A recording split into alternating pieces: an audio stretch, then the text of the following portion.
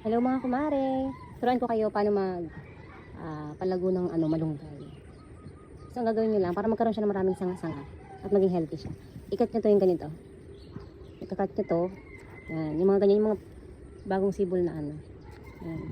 Magkakaroon siya ng maraming sanga. Hindi siya tataas ng tataas. At ang maganda doon, magiging mataba yung mga dahon niya. Yan, ito ginanito ko na siya kaya ganyan. Ang gaganda na ng mga dami niya ng sanga. Ayan, ikakat nyo itong mga ganito. Ito. Yung pinaka, batang, yan, tawag dito. Yan. Ito, yan diba? Ikat nyo dito. Para magkakaroon siya ng sanga dito ulit. So, hindi siya tataas.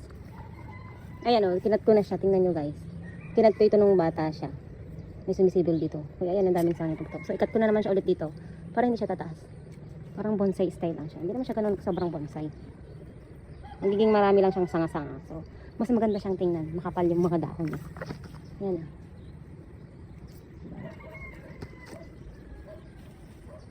Yan. Tingnan nyo guys. Tinat ko yan dito dati. Ngayon may tumisibol na siyang bagong sanga.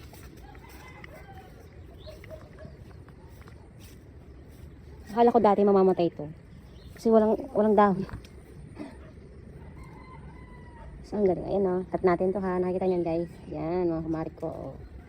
Cut natin. After ilang days, update ko kayo kung ano nangyari. So, magbababas tayo ng dahon dito sa baba. Yung mga matatanda na. Cutting natin yung mga tuyong dahon.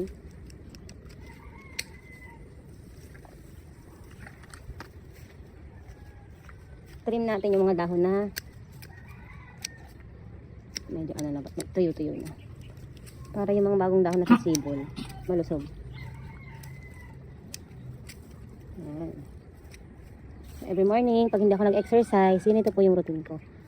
Mag-trim ng mga dahon ng tanim ko. Para mas maging malusog sila. Nag-trim ako doon ng mulberry ko. Pinagtatanggal ko yung mga dahon para mas marami siyang bunga. Hindi ko lang na-video pala kanina. Nakalimutan ko. So, yan.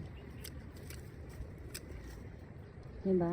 Cut natin yung mga hindi na kailangan. So, hindi naman ako nag-ulam ng ngayon. Niluto ng tinola. Diba? Ang ganda niya. Kasi malinis. Update ko kayo after ng isang linggo. Tingnan nyo.